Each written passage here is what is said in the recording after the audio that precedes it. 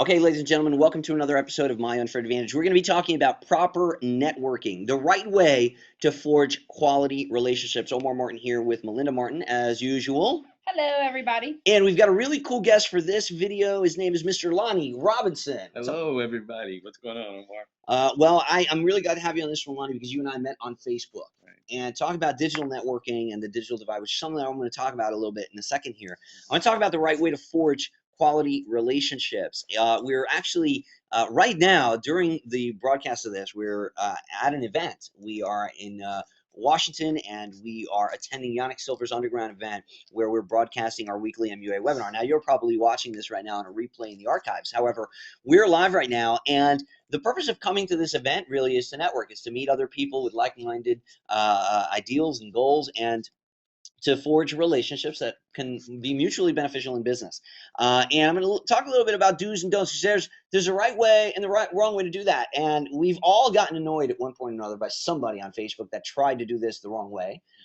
We've all been approached at one point or another in our lives, when whatever business we're from, in person by someone that was trying to be, just so over, they were trying to do the right thing for their business, but they were being overbearing, doing it the wrong way. So hopefully this will guide you. Now, with proper networking, I think it's important that you're mindful of what we call the digital divide, especially online. There's no replacement for good old-fashioned smile and a handshake, and that's why I encourage everyone that's within the sound of my voice to go in person to live events. There's live events in your industry, in your area where you live, and it's just a question of finding them and attending them. There's no replacement for walking up to someone, shaking their hand, and saying, "Hi, my name is Omar, and I'm an internet marketer. What do you do?" And the cool thing about doing that way and doing it like that, and building a relationship like that, is that you're breaking the digital divide. When somebody can see you, when somebody can interact with you, they can see your facial. There's a lot lost in text when you're just typing through a chat box. People can't see your facial expression. People can't hear the sincerity in your voice.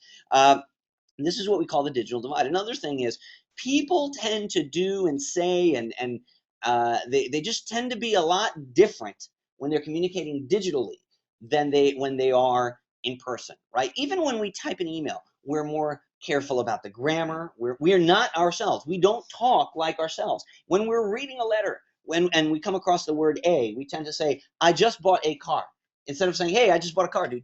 You know what I mean? We read differently than we talk.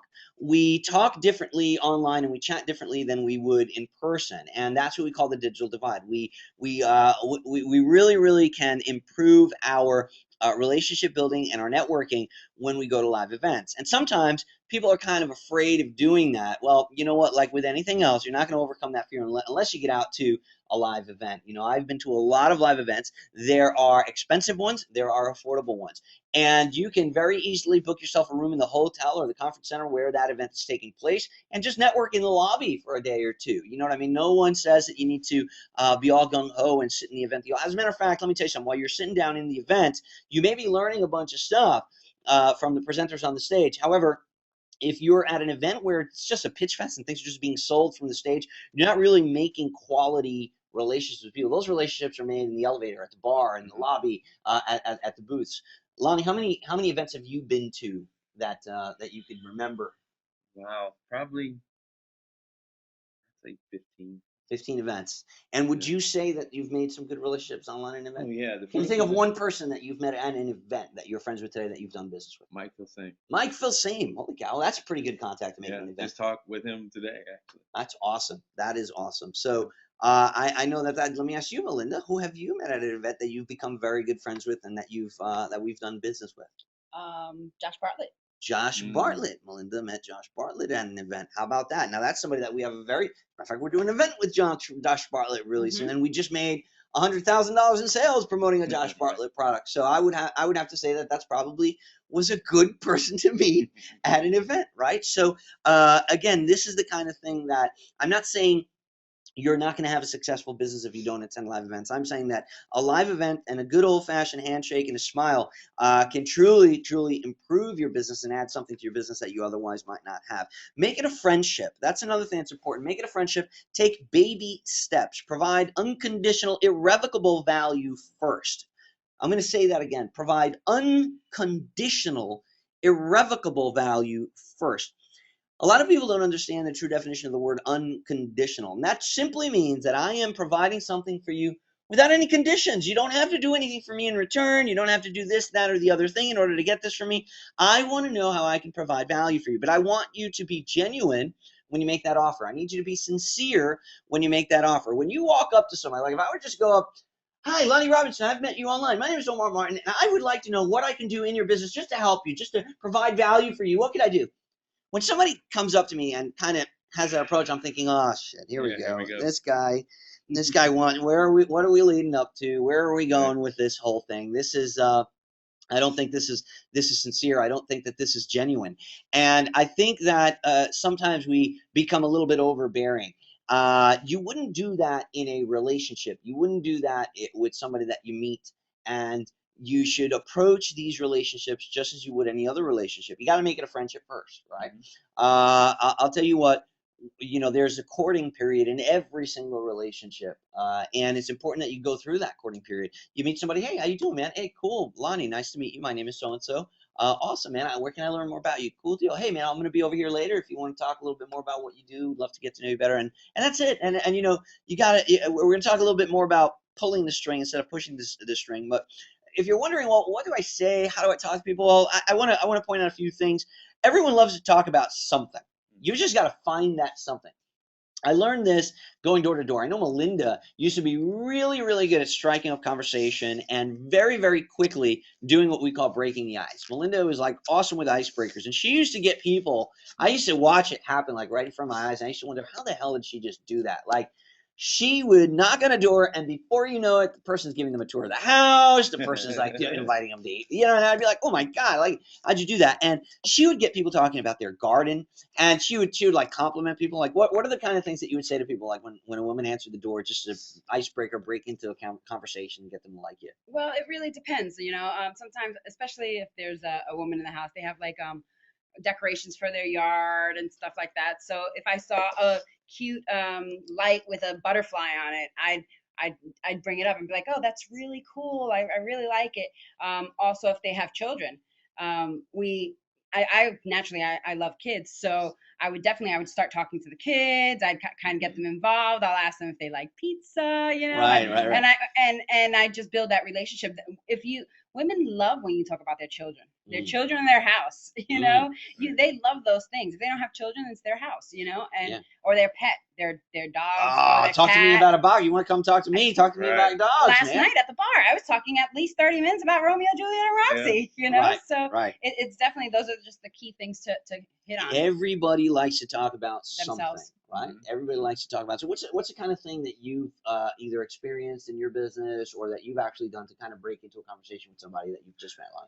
Well, let me tell you something that happened to me recently. I was talking to a top marketer. He's a trainer of other marketers, so to speak. And I sent him a message and I said, "Hey, I just wanted to introduce myself.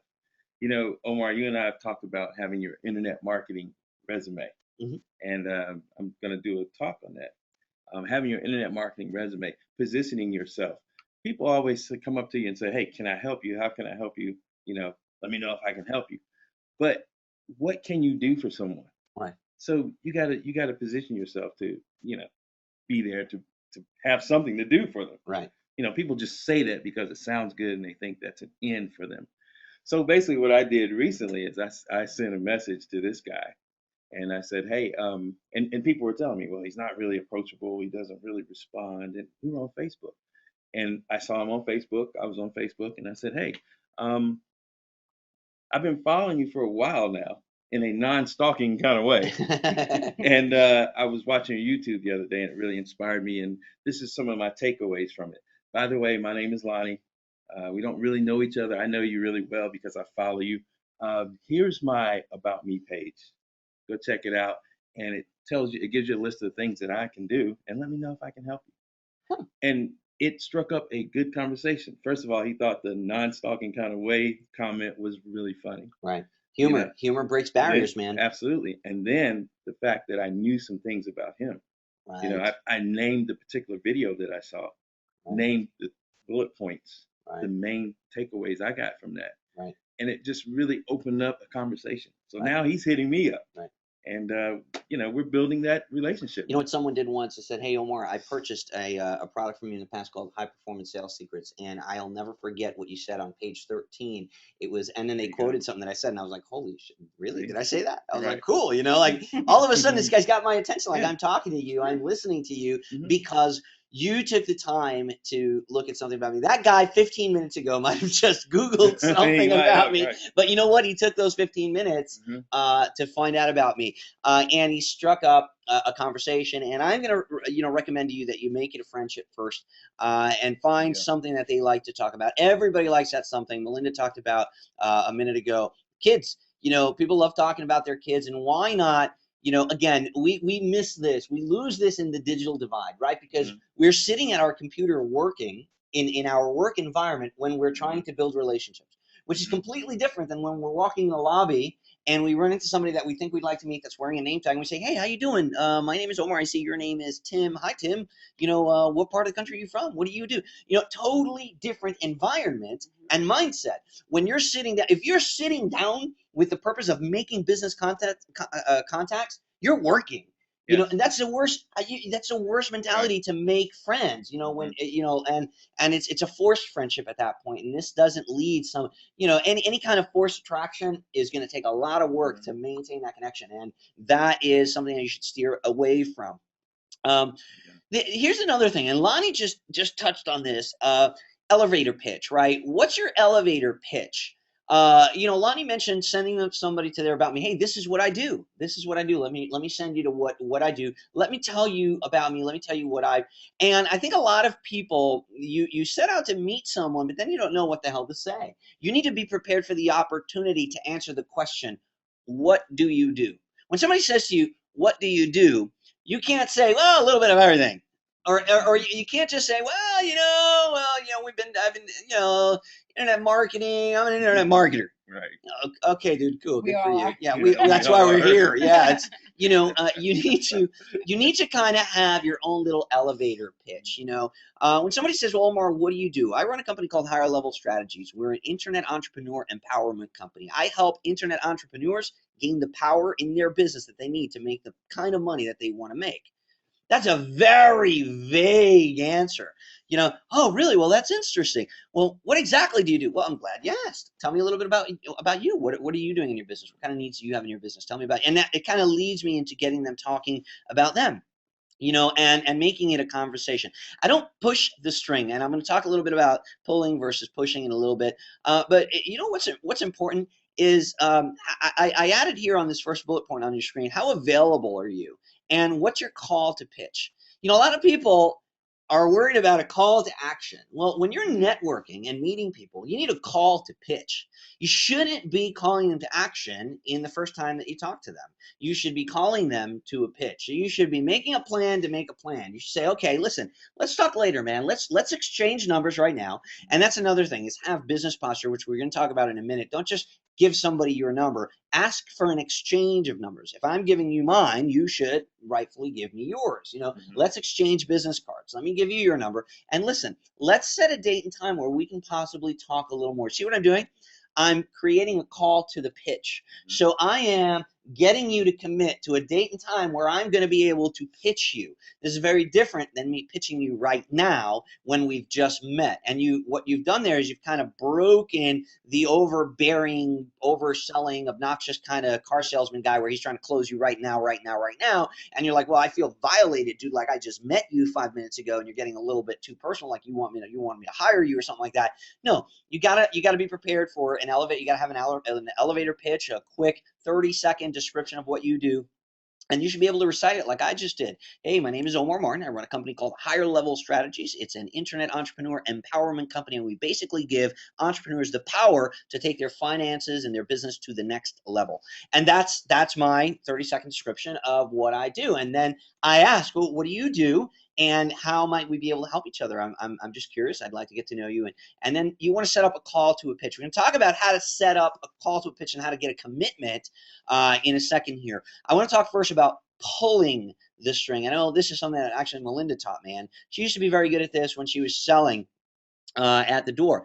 And, a lot of people kind of push the string with prospects. They push the string with employees. No one likes a pushy or annoying, overbearing person, either in their life as an employee or either in their life as a vendor or in their life in general as a prospect or potential business partner. You don't want somebody that's trying to push themselves or impose their feelings and their will on you. So what you want to do is kind of be the person that holds the carrot out in front of the donkey and makes the donkey go to the carrot.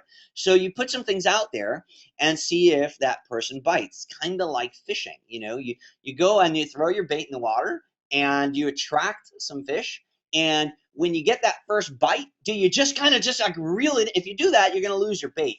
What you do is you pull it in a little bit.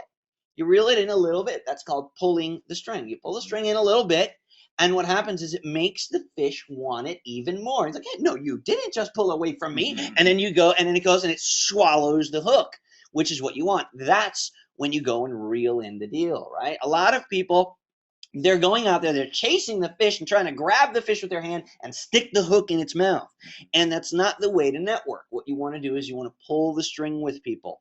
We were talking a little bit, and I know we're bouncing a little around a little bit, but we were talking about making that connection and icebreakers. And this is a very good bullet here. No one cares how much you know until they know how much you care. Right? So sometimes we make the mistake of making it all about me, me, me. Oh, well, I've done this. Yeah, do you ever read this? Yeah, I wrote an article on that too. Oh, yeah, I was on that. See that leaderboard? I was on that leaderboard. I did this and that. Yeah, okay, dude. At the end of the day, who cares? At the end of the day, who cares? What can you do for me? And you've shown me that you really don't care about me. You haven't told me anything that would interest me. You're just talking about you. How much you care about me? The example I made a minute ago, where someone quoted something from page 13 on high performance sales secrets, that shows me like, wow, this guy cared enough about what I do to go. And even if he just Googled me 15 minutes ago, he cared enough to go and learn about me before he approached me. And that kind of made me feel like, oh, wow, okay, like this guy's cool. So no one cares how much you know until they know how much you care. Here's the important part about every time that you meet someone. I don't remember, I didn't make this up. I don't remember who said this or where I heard it first, but the purpose of every meeting is to set another meeting, right? You don't want to walk away from a meeting without having said a next time to talk, a next time to meet. Whether it's a phone conversation that's going to happen, you have to book it. And what we do is we kind of narrow people. We let people get into a choice. We let people go into a choice of decide what it is they want to, what day they want to meet. So what we do is we give them options, right? And we're going to talk a little bit about how we do that. What we do is we let them choose a date and time for the next contact by using the FIGS, the factor of impulse, fear of loss, indifference, greed, and sense of urgency. I'm not going to go too high into the FIGS right now, but you want to get them to select a date. So what I do is I give them no way out. And I do something like, hey, so listen, Tim, it was really good talking to you right now. I actually have to run. I know you have to run too. We have got a lot of people to talk to, but you're important to me and I want to get to know you a little bit better. I want to see if we can help each other look. I'm going to look at my calendar right now on my phone. I've got Wednesday at 3 p.m. I've also got Friday at 10 a.m. Which of those two would be better for us to talk? Right? And no, I don't want to talk to you is not an option. I basically gave him a late afternoon and an early morning. My calendar's completely empty next week, dude. That's why I'm here, but I'm not going to tell you that. I'm going to give you an option. I'm going to say, hey, look, I'd like to talk to you at this time on Wednesday or at this time on Friday. Which one of those would be best for you? And he might turn around and say, you know what, I'm in, next week I'm in so-and-so. And then I say to him, okay, well, listen, give me a good date and time for the following. And if he says, you know what, I'm not sure, you know what, then we've kind of missed the ball here. And I need to say, okay, listen, if I see you later, I'll approach you. Maybe something will come up. Here's my card. And that's one that kind of went south. I'm going to have to try that elevator pitch or that contact again later. It didn't work. That's my cue to not be overbearing. And I got to go find someone else. And then we do the SW3 equals N, right? Some will. Some won't. So what? Who cares?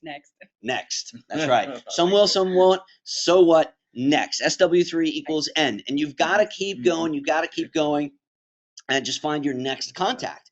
And that was the mentality that we had with door to door and with team building and things like that. Some will, some won't. So what next? Who cares? There's always somebody else out there. Be polite, be good, but realize that not everyone is a good fit for your business. Not everyone is a good fit for your business. I'm going to say that a third time. Not everyone is a good fit for your business. And that brings us to the next one. Well, the next two bullet points that I have on the screen. You got to have business posture, right? Don't be needy. So when that does happen, you don't say, "Oh, well, okay, listen. Then let's make it happen. How about 11 o'clock? How about 11 o'clock on Friday? Then since you can't make that, no, 11's bad too. Okay, Saturday. I'll get up on Saturday if you want. I go. Can I come to your house? You want me to come to your house? You know." Okay, so what you've done here is you've lost all business posture at this point, and you're appealing. Your sense of need is what's shining through now.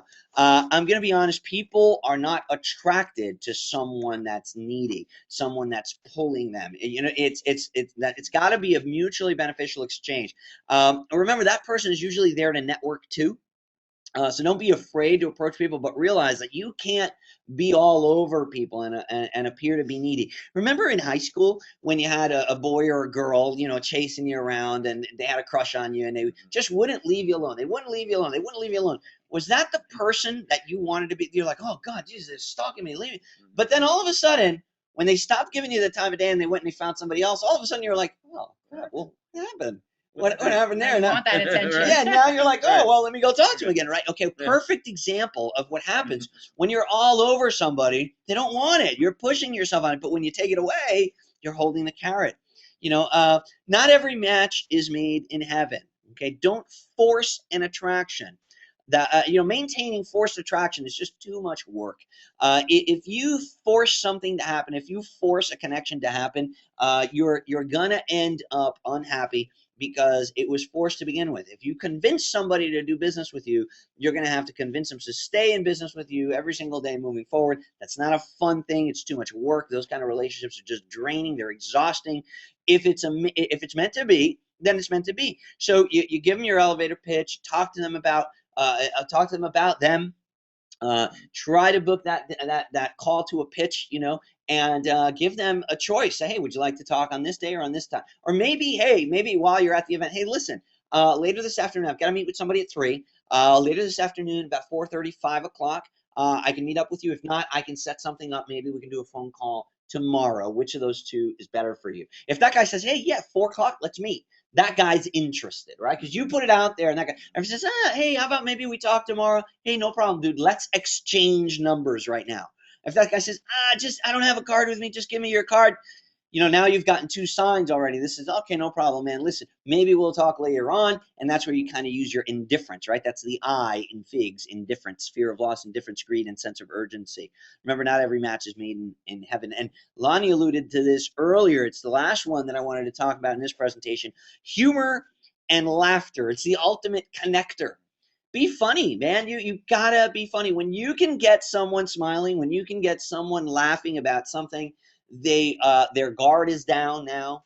They don't see you as dangerous or possibly offensive, or they're not afraid of you anymore because you made them laugh. You're a funny guy. Funny people don't tend to be dangerous. When somebody comes to rob you, they're not usually cracking jokes. They don't usually Right. they're not usually dressed as a comedian. They're like, Right. hey, freeze. He's not he doesn't come up to you and go, hey, knock knock. You know what I mean? It's you gotta keep in mind that humor and laughter is the ultimate connector, and it's a good way to break the ice. Talk to them about something that they like, that they want to talk. Get them talking about them. So that's what I got. Do you guys have anything you want to add, Lon? Well, you know what? Proper networking is dating. Dating, You think about this when you're trying to date someone, right? I right? haven't thought about that in Well, at I least know, but 15 let's years. talk about it. I got everything I need right here, baby. Let's look at that. You better. Exactly. But let's look at the dating scene, though. You go out there and you try to position yourself to be attractive to that person. You don't want to push that person away. You're trying to create a relationship. So it is dating. This is the same thing. It's the same principle. You know, you're actually dating your. This may sound insane, but you're actually dating your customers. you're dating your JV partners. Mhm. Well, I used to You're date my dating your boss. affiliates. You date your Omar's dated his boss. I married her. And married her, right? But no, I know what you're saying. It's a courting period. It's a Yeah, courting period, and right. you have to. You don't want to be all over them because there's a big difference between courting and stalking, Yeah, and you don't want to be that stalker. Paparazzi. Yeah, yeah. I know. Now, here are some suggestions of places to network and things that you should do in the quest for your networking. Attending live events, we just spoke about that earlier. What a great way to start conversations with people, walking up to them, reading their name tag, and say, "Hey, Tim, nice to meet you, man. My name is Omar. What do you do? Where are you from?" And get them talking about them. Commenting on social posts and blogs. Lonnie Robinson and I met in this fashion. I met Lonnie through Facebook. And Melinda's pointing, saying, "What now?" He knew me first. I You just knew I wanted knew first. to. Melinda Melinda's first. famous. Okay. So it was Lonnie's tactic to get to me through Melinda, I would suppose. You comment on people's posts, talk about them, get them talking on their page, on their blog, get to know them, and strike up a conversation. Subscribe to someone's mailing list. What a great way to get to know that person, know what they're talking about, what they're promoting right now, and have something to approach them about when you do comment on their social posts and blogs. Be present without being a stalker, like I just said, and strike up that conversation, strike up that courtship. People love to talk about them. I wish you lots of luck in breaking the ice and doing proper networking. Attend live events. They will improve your business. I look forward to seeing you on the next My Unfair Advantage video. Take care.